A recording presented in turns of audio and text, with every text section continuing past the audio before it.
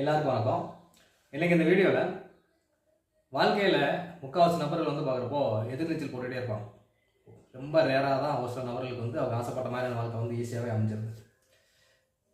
ஒரு 100 பேர் எடுத்துக்கிட்டிங்கன்னா ஒரு 90 பேருக்கு வந்து பார்க்குறப்போ எதிர்நீச்சல் போடுற மாதிரியான ஒரு அமைப்பு வந்தது. அந்த எதிர்நீச்சல் போட்டு அதில் வந்து அவங்க வந்து சக்ஸஸ் பண்ணுவாங்களான்னு கேட்டிங்கன்னா மோஸ்ட்லி பெரும்பாலும் வந்து சக்ஸஸ் பண்ணுறது கிடையாது. ஒரு ஸ்டேஜுக்கு மேலே வந்து அப்படியே கொஞ்சம் டிசப்பாயின்மெண்ட் ஆகிட்டு அந்த முயற்சி வந்து கைவிடுற மாதிரி இருக்காங்க. இன்றைக்கி இந்த வீடியோவில் அந்த எதிர்நீச்சல் போடுறதுக்கான அந்த எண்ணங்கள், அதாவது ஒரு விஷயத்தை வந்து நம்ம எடுத்துக்கிட்டோம்னா அதில் வந்து நம்ம வந்து அச்சீவ் பண்ணியே ஆகணும் அப்படின்னு சொல்லிட்டு ஒரு விதமான ஒரு தைரியம் வருது இல்லையா? ஸோ அந்த தைரியம் வந்து யாருக்கு இருக்கும், எந்த மாதிரியான ஜாதக அமைப்பு இருந்தால் அந்த மாதிரி தைரியம் வரும்னு சொல்லி பார்க்கலாம் இன்றைக்கி. அதே சமயத்தில் வந்து வாழ்நாள் ஃபுல்லாகவே வந்து போராட்ட குணம் வந்து இருக்கிறவங்க வந்து ஜாதக அமைப்பு வந்து எப்படி இருக்குன்னு சொல்லிட்டு பார்க்கலாம். பொதுவே வந்து லக்னம், ஏன்னா லக்னாதிபதி நல்லா இருந்து அவங்களுக்கு வந்து அவயோக தசைகள் வந்து வந்துக்கிட்டே கண்டினியூஸாக வந்துக்கிட்டே இருந்ததுன்னா டெஃபினட்டாக வந்து பார்க்குறப்போ வாழ்நாள் ஃபுல்லாகவே வந்து அவங்க போராட்டம் பண்ணிக்கிட்டே இருப்பாங்க, எதிர்நீச்சல் வந்து போட்டுக்கிட்டே இருப்பாங்க. இடையில ஒரு சில நேரங்களில் வந்து இந்த சாதகமான அமைப்பில் வரும்போது திடீர்னு வந்து பார்க்குறப்போ லைஃப்பில் வந்து பெரிய வரதுக்கான வாய்ப்பு இருக்குது. ஏன்னா இதுக்கு முன்னாடி அவங்க போட்ட எஃபர்ட்ஸ் தான் வந்து எல்லாத்துக்குமே காரணம்.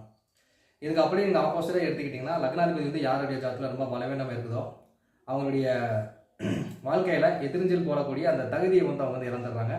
ஏதாச்சும் ஒருத்தருக்கு வந்து எடுப்பார் கைப்பிள்ளை மாதிரி சரண்டர் ஆகக்கூடிய ஒரு அமைப்பு. அதாவது வீட்டில் அப்பா சொல்கிறது கேட்குறது, அண்ணன் சொல்கிறது கேட்குறது, அப்படியே வந்து சொந்தமாக வந்து எந்த ஒரு முடிவு எடுக்க முடியாத ஒரு கெப்பாசிட்டி இல்லாமல் வீட்டில் இருக்கிறவங்க பேச்சை கேட்டுக்கிட்டே வந்து அப்படியே கால் தள்ளக்கூடிய ஒரு அமைப்பு வந்து இந்த லக்னாதிபதி வீக்காக இருக்கிறவங்க அமைஞ்சிடும்.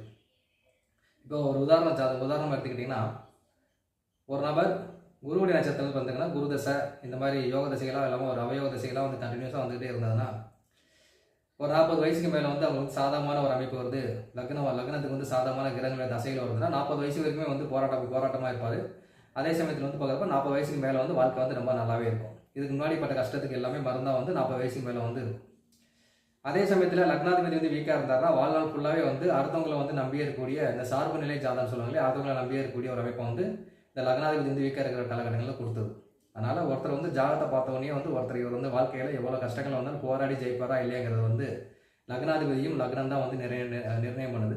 ரெண்டுமே வீக்காக இருக்கிற பட்சத்தில் வந்து அவர் வந்து யாரையாச்சும் ஒருத்தர் வந்து சார்ந்திருக்க வேண்டிய சூழ்நிலைக்கும் தள்ளப்பட்டு விடுறார். உதாரணம் வந்து பார்க்குறப்ப மனைவி வந்து வேலை பார்த்துட்டு இருப்பாங்க, கணவர் வேலைக்கு போகாமல் மனைவியுடைய இதுலேயே வந்து கொஞ்சம் நிர்வாகம் பண்ணிட்டு அப்படியே இருப்பாங்க இல்லையா? ஒரு சில வீட்டில் வந்து பார்க்குறப்ப அப்பாவுக்கு வந்து ஆதரவாகவே வந்து கடைசி வரைக்கும் இருந்துருவாங்க, அண்ணனுக்கு ஆதரவாகவே வந்து கடைசி வரைக்கும் இருந்துருவாங்க. இந்த மாதிரி ஜாதக அமைப்புகள் எடுத்து பார்த்தீங்கன்னா லக்னாதிபதி வந்து நிச்சயமாக பலவீனமாக இருப்பார்.